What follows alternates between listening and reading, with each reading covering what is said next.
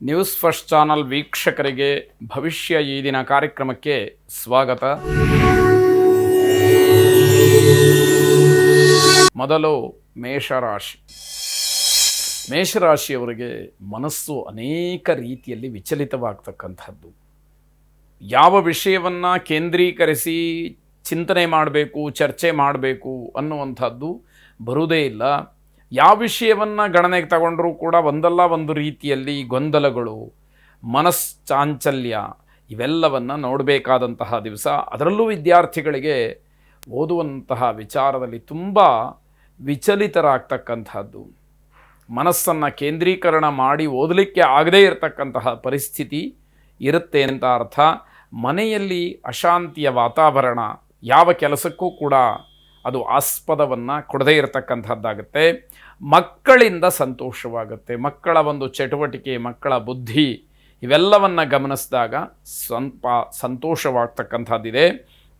ಸ್ವಂತ ಭೂಮಿಯ ವಿಚಾರದ ಮಾತು ಬರಬಹುದು. ಅಂದರೆ ನಾನೇನಾದರೂ ಒಂದು ಭೂಮಿಯನ್ನು ಮಾಡಬೇಕು, ಮನೆ ಕಟ್ಟಬೇಕು, ಸೈಟ್ ತಗೊಳ್ಬೇಕು, ಜಮೀನು ಖರೀದಿ ಮಾಡಬೇಕು, ಈ ರೀತಿಯ ಆಲೋಚನೆಗಳು ಮುಂದೆ ಬರ್ತಕ್ಕಂಥದ್ದಾಗತ್ತೆ. ಹಣ ಇರುತ್ತೆ, ಆದರೆ ಅನುಭವಿಸುವಂತಹ ಯೋಗ ಕಡಿಮೆ. ಅಂದರೆ ಯೋಗ್ಯತೆ ಇದೆ, ಯಾವುದೋ ಒಂದು ವಿಚಾರಕ್ಕೆ ಹಣ ಖರ್ಚು ಮಾಡಬೇಕು, ಯೋಗ್ಯತೆ ಇದೆ, ಅಷ್ಟು ಹಣ ನಿಮ್ಮ ಹತ್ರ ಇದೆ, ಆದರೆ ಆ ಯೋಗ ಬೇಕಲ್ಲ. ಯೋಗದ ಅಭಾವದಿಂದಾಗಿ ಯಾವುದೂ ಕೂಡ ಕೈಗೂಡದೇ ಇರತಕ್ಕಂಥದ್ದಾಗತ್ತೆ. ಇವತ್ತು ಬಹಳ ಆಶ್ಚರ್ಯ ಹುಟ್ಟಿಸುವ ರೀತಿಯಲ್ಲಿ ಸೌಮ್ಯರಾಗಿರ್ತೀರಿ.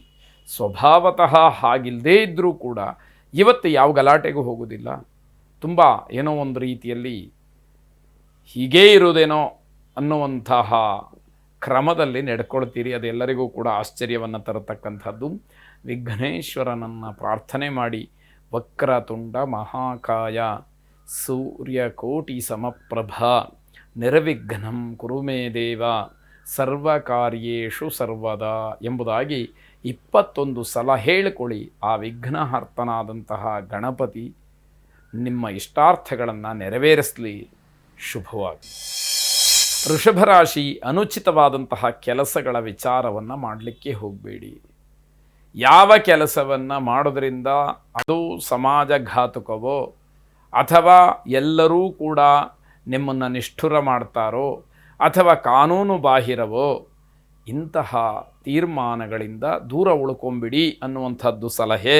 ಆದಾಯಕ್ಕಿಂತ ಖರ್ಚು ಹೆಚ್ಚಿರುತ್ತೆ. ವೃತ್ತಿಯಲ್ಲಿ ಅಧಿಕಾರಿಗಳಿಂದ ಸಲಹೆ ಸೂಚನೆಗಳು ಬರುತ್ತೆ, ಬೇಸರವಾಗುತ್ತೆ.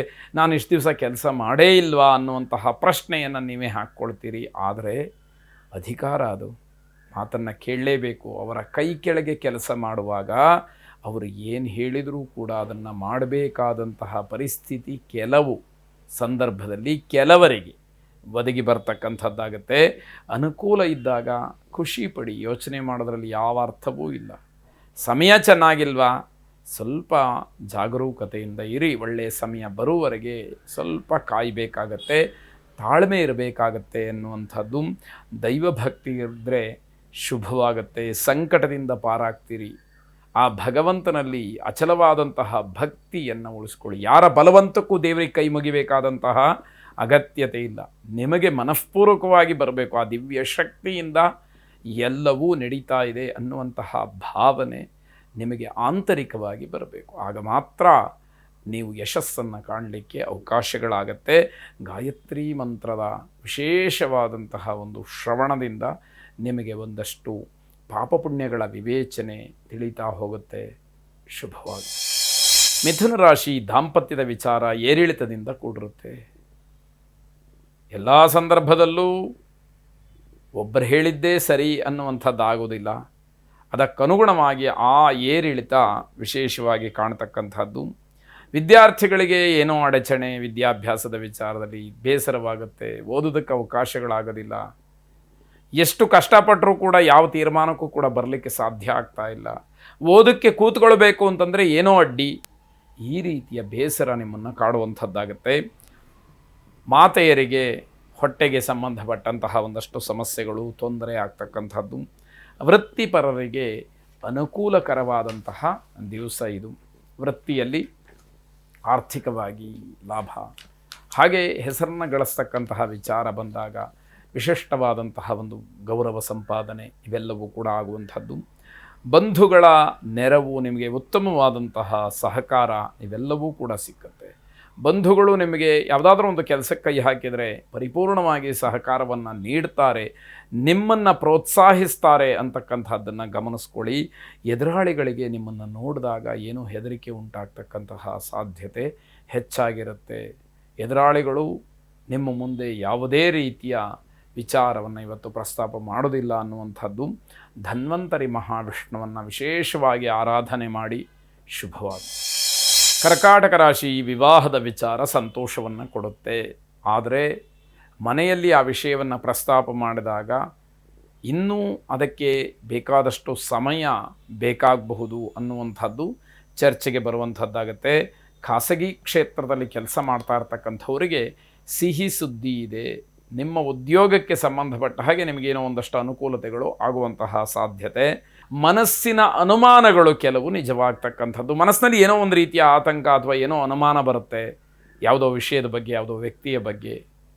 ಕೊನೆಯಲ್ಲಿ ನೋಡಿದಾಗ ನನ್ನ ಅನುಮಾನ ನಿಜ ಅನ್ನುವಂತಹ ಅನುಭವ ನಿಮಗೆ ಆಗ್ತಕ್ಕಂಥದ್ದು. ಸಭ್ಯ ನಡವಳಿಕೆ ಅಂತಕ್ಕಂಥದ್ದು ಬೇರೆಯವರಿಗೆ ತುಂಬ ಇಷ್ಟವಾಗುತ್ತೆ, ಆದರೆ ಮನೆಯವರಿಗೆ ಕಷ್ಟ. ಪ್ರತಿನಿತ್ಯ ಅದನ್ನು ನೋಡಿ ನೋಡಿ ನೋಡಿ ನೋಡಿ ಸಹಿಸಕ್ಕಾಗದೇ ಇರುವ ಹಾಗೆ ಕೆಲವು ವಿಚಾರಗಳು ಮನೆಯವರಿಗೆ ಕೋಪವನ್ನು ಅಥವಾ ಇನ್ಯಾವುದೋ ವೈರುಧ್ಯವನ್ನು ತರ್ತಕ್ಕಂಥದ್ದಾಗತ್ತೆ.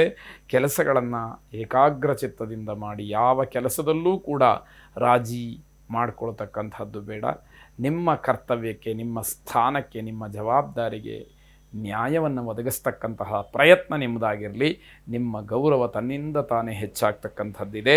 ಸಾಲಗ್ರಾಮ ಮಹಾವಿಷ್ಣುವನ್ನು ಪ್ರಾರ್ಥನೆ ಮಾಡಿ ಶುಭವಾಗಿ.